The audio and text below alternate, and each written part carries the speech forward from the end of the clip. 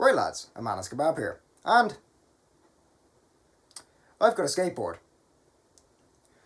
Which is odd. See, I was never that good at skateboarding. I was that guy who had to tape his feet to the skateboard just to be able to do an ollie. You guys know the problem, right? But I am slightly less at video games, which does indeed come in quite handy today.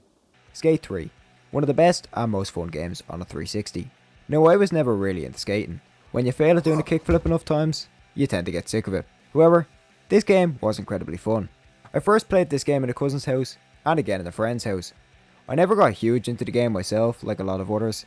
However, it was pretty popular on YouTube around early 2014. Personally, I remember watching both Jacksepticeye and the Gaming Lemon play it back in the day.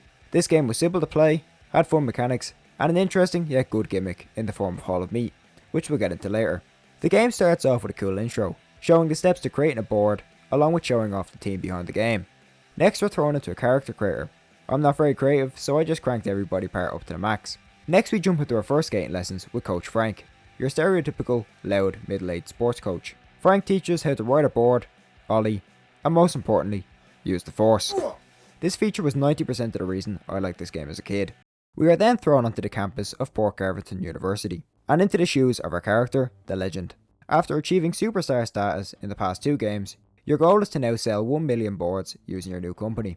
The plot is in no way central to this game.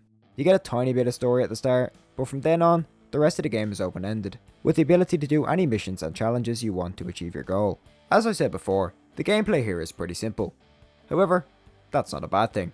The basics here are the A button to go, B button to stop, left stick to turn, and right to flick back and do an ollie. Everything else in the game revolves around these core controls, with additional tricks like 180s, nollies, shove-its, and grinding. Of course, there's a few extra features here, like the ability to get off your board, move objects, and again, Use the force! Oh! However, when it comes down to it, the easiness to learn these controls means most people, even 10-year-old me, could at least slightly play this game. In terms of more advanced controls, they're a lot more difficult than its 2 predecessors. However, that does mean there's plenty to do here. We've got multiple different grabs, manuals, and flicks. To run through a few, we got the forward and backwards manuals, dark slides, flips, numerous ollies and nollies, different grinds, and in air tricks like the judo kick, and finally, the ability to bail, which segues into... The Hall of Meat is a very cool feature here. Although it is a challenge mode, it can be turned on in free mode, and shows the brutal injuries your character faces when you smash him into the ground at the speed of sound. But I mean, the Jackass crew literally made a career out of this exact same thing. So who are you to judge? Other challenges include point-based skill games where the better the trick, the better the points, death races, and photography. The open world here isn't really for style, rather function. Basically every ledge can be grinded on, every slant becomes a ramp, and stairs are your worst enemy. There's a few different zones, like the main campus and industrial area. However, the shark is definitely the star of the show. Multiple skate parks are also scattered around the map, in case you have the sudden urge to follow rules. Objects can also be placed around the map, like putting a ramp at the bottom of this hill, so you can go to the stratosphere. This feature also spreads into the ability to build your own parks, using ramps, rails, dumpsters, and everything else this game considers skateable. These parks can also be shared with friends and others through Xbox Live, along with the ability to download parks from the community and rate other people's parks. I just downloaded a couple of cool ones that are here on screen. This one with pipes is pretty fun, especially when building up huge amounts of speed, and this Simpsons theme one featuring a huge grind rail. At first, I thought you had to pay for this feature, however, surprisingly, EA didn't charge for it. 2010 was a simpler time. Multiplayer is here, and it's pretty fun. You have the option to do most challenges online, as well as the ability to play free mode with your friends. Like the rest of the game, this is very, very fun. However, the servers here, yeah, they aren't exactly what you'd call good.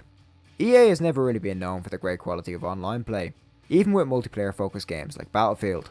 Crashes and outages can occur pretty often, and this game is no different. I had a good few, and I'm not the only one, as many people online have complained about this, so it's not exactly a rare occurrence. Throughout our time playing, myself and my 2 friends, Luke and Craig, tried a variety of modes. From Hall of Meat to the hectic death races. However, the majority of time was of course spent in free mode, either setting up insane tricks, getting hit by cars, or seeing how fast a human can physically hit a wall. This experience offers hours of fun, and honestly may be more fun than a single player component itself. Style and graphics. Yeah, this game doesn't look amazing in either regard. The graphics look pretty dated, even for a game from 2010. When you compare this with something like Black Ops that came out at pretty much the same time, there's a stark difference in the looks of the game. In terms of style, it's pretty similar to the first two games. The game doesn't really have its own look, rather just going for a simple, generic art style, similar to that of the Tony Hawk games. The only real stylistic feature I can commend is the presentation of the skate parks, which do look both impressive and colourful, but this isn't a game you're going to play for its looks. But at the same time, it's a skating game. You don't expect it to look like the Mona Lisa. The thing this game is known for is skating. It's literally in the name. As long as the skating mechanics work, I don't think most people will really care. This isn't a heavily story-driven piece of visual eye candy. It's about flying down a hill at 200 miles an hour and slamming into a wall. It's about pulling off a sick grind after jumping a shark, going headfirst into some stairs. It's about road safety, isn't it?